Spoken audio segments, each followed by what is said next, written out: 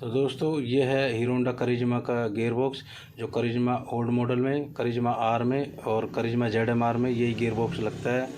और कभी भी इस गियर बॉक्स में कोई प्रॉब्लम आती है तो गियर बॉक्स को कैसे सही तरीके से असेंबल करें जो कभी भी गियर में कोई प्रॉब्लम ना आए, तो इसके बारे में मैं आपको पूरा डिटेल में बताऊँगा। इसके लिए आप वीडियो में एंड तक बने रहे जिससे आपको अच्छे से समझ में आ सके। तो चलिए दोस्तों करते हैं गियर बॉक्स को फिट।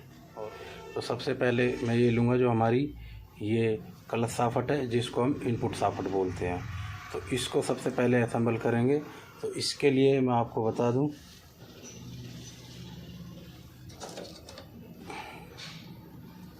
ये आप देख सकते हैं जो ये गियर हैं इसके, ये फिक्स हैं। जब भी हम गियर बॉक्स खोलते हैं तो ये गियर कभी नहीं निकलते, इनमें लॉक लगा हुआ है। जब भी हम इंजन को खोलेंगे तो ये लॉक निकालेंगे तभी ये निकलेगा।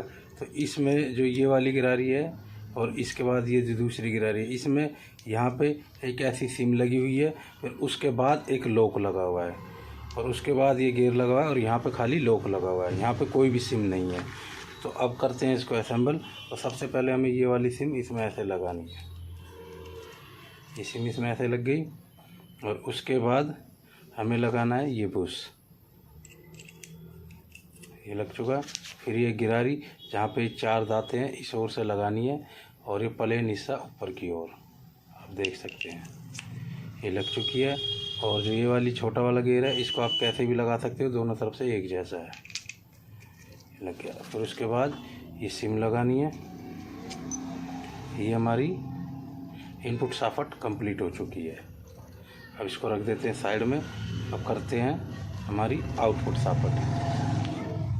जो हमारी आउटपुट साफट है इसमें आप देख सकते हैं ये वाला गियर फिक्स है। जब भी हम गियर बॉक्स खोलते हैं तो गियर अपना आप नहीं निकलता। इसमें एक सिम लगी हुई है ऐसी और ऊपर से लॉक लगा हुआ है। तो अब इसको असेंबल करते हैं। इसके लिए हमें पहले जो ये वाला गियर है, जहाँ पे आप ये देख सकते हैं सिलेक्टर का जो ये गोल वाला हिस्सा है और ये 3 दांतें ऊपर की ओर, ये सिलेक्टर वाला हिस्सा है ये अंदर की ओर, ऐसे यहाँ पे कोई भी सिम नहीं आएगी, ये लग गया। और उसके बाद हमें ये सिम लगानी है इसमें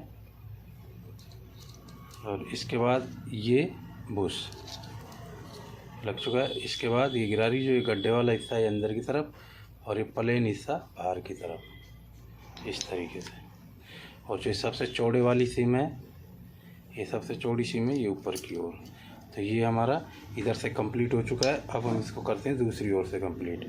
तो जैसे कि आप देख सकते हैं इसका जो ये गियर रखा हुआ है, पहले हम इसको लगाएंगे इस ओर से जहाँ से ये गोल है, ये दांतें ऊपर की ओर आएंगे इस तरीके से।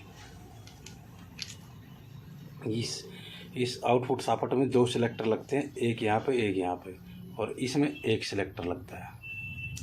ठीक है दोस्तों। तो और आप ये देख सकते हैं जो ये 2 सिम है ये एक जैसी है, कोई भी सिम ऊपर नीचे लगा दो इससे कोई दिक्कत नहीं है। तो सबसे पहले हम एक सिम लगाएंगे और उसके बाद ये बुश और उसके बाद ये गिरारी। ये आप देख सकते हो जो ये प्लेन वाला हिस्सा है ये ऊपर की तरफ और ये गड्ढे वाला हिस्सा अंदर की तरफ, इस तरीके से। और उसके बाद ये सिम लग जाएगी। ये हमारा आउटपुट साफट कंप्लीट। तो आप देख सकते हैं ये हमारी इस तरीके से सेट हो जाएगी। ये हमारा गियर बॉक्स सेट हो चुका है। इन सिलेक्टर को कैसे लगाना है इसके बारे में बताऊंगा। तो हम करेंगे इस साइड से शुरू, जहाँ पे हमारा ये चैन स्पॉकेट लगता है, इस साइड से शुरू करेंगे। तो ये तीनों सिलेक्टर हैं, इसमें इन तीनों सिलेक्टर के अलग अलग साइज हैं। सबसे बड़ा ये है, उससे छोटा ये है और उससे छोटा ये है। तो ये कैसा लगेगा, जो सबसे बड़े वाला है ये आप देख सकते हो, ये सबसे नीचे जो प्लेन हिस्सा है और जो ये कट वाला हिस्सा अंदर, ये प्लेन हिस्सा ऊपर की ओर ऐसे लगेगा। और जो दूसरा ये वाला सबसे छोटा है ये वाला लगेगा इसमें, क्योंकि इसमें इनपुट साफट में एक ही सिलेक्टर लगेगा, ये लग गया इस तरीके से। और ये वाला जो मीडियम साइज है ये वाला ऊपर की ओर लगेगा इस तरीके से, इस तरीके से ये लगेगा। आप देख सकते हैं ये इस तरीके से ये गियर बॉक्स कंप्लीट होगा। अगर आपको दोस्तों ये वीडियो अच्छी लगी तो वीडियो को ज़्यादा से ज़्यादा लाइक करें। अगर चैनल पर नए हैं तो चैनल को सब्सक्राइब करें। ठीक है दोस्तों, ऐसी अनेक वीडियो आपके मैं लगातार लाता रहूँगा। ठीक है दोस्तों, जय हिंद, वंदे मातरम।